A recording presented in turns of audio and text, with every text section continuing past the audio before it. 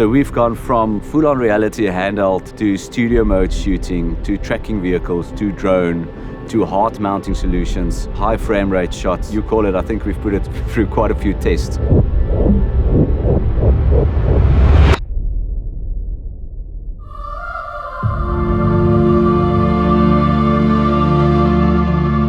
Jorrie phoned me and said he must do a promo and we can push a camera to its limits, and if I can think of any story or any character.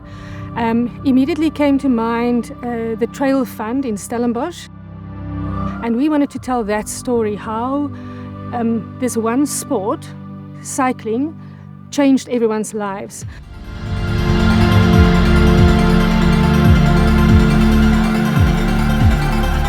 It's an amazing opportunity to test the Burano. Got an amazing team involved to try and put this concept together.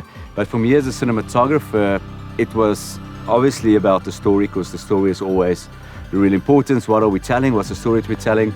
But I also really wanted to put this camera through a test and actually see what it's capable to do and what it's not capable to do.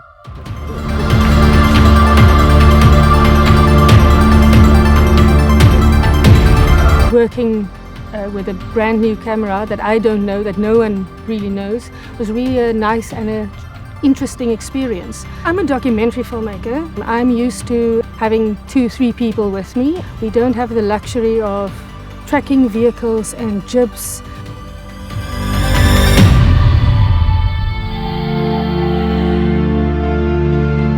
I was stretching my boundaries a little bit because I'm used to long form, bigger crews, a lot more support. My hope for this was to get a camera that's versatile enough to help me in the different situations and scenarios that we're going to be in. We've depended a lot on our autofocus on this camera. The one scenario we were shooting around an office table, very handheld, very reality style. You can literally point with your finger on your LCD screen and your focus racks there. It's a game changer. We were totally handheld, 360 degrees, lit from the top, and it was fantastic. The focus between two faces was awesome.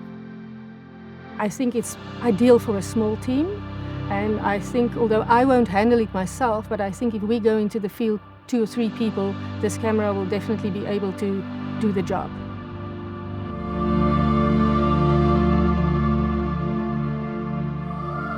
So far, the post, what I've seen, it's really an easy format to work with. I work with the raw footage and I didn't have to make proxies. We sit with about approximately 6 terabytes of footage and it handles it totally fine. We're pushing the limits with flare and darkness. It's all handling it fantastically well.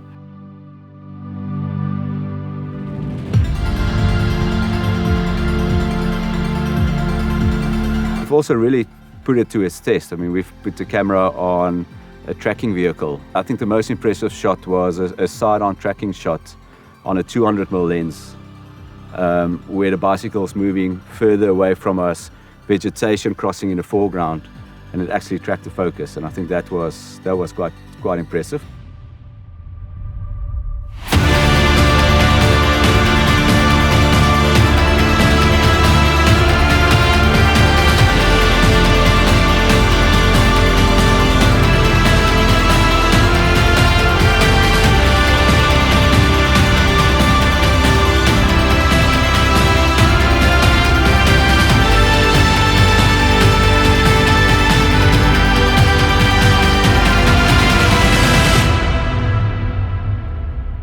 You're going to put a Venus 2 on a drone? Yes, you get heavy lifters that can do that, but here you've got a lighter, more compact option. This camera fits in very well as a second camera on set.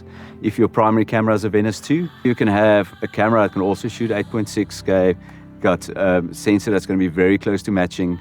You've got a camera that's going to live on a gimbal, and it's just going to make you so much more mobile in what you do.